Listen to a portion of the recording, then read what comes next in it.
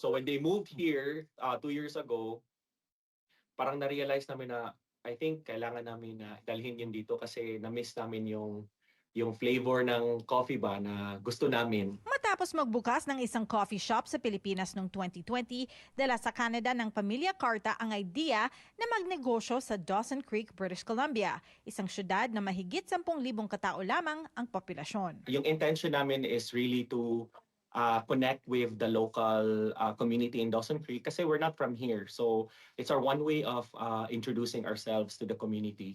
So our coffee shop only caters to local businesses, like yung roaster namin is local, yung mga pastry namin is locally baked. Isa ang coffee shop ng Portavia sa Dawson Creek sa 14% ng mga small at medium-sized businesses na tumatakbo sa Canada sa mga rural o small towns.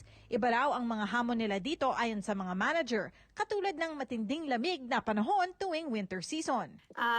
Ngayon po, the weather here right now is a -25 or -30 po kaninang umaga. So very challenging po ang mag-order ng stocks, ang mag-wait if pupunta ba ang mga guests sa ganitong weather and to continue to operate. So yun po ang naiisip kong one challenging thing. Pero ang mga maganda raw sa mga small town, ang bayanihan spirit na buhay raw sa komunidad. Small town, but each business support sa each other.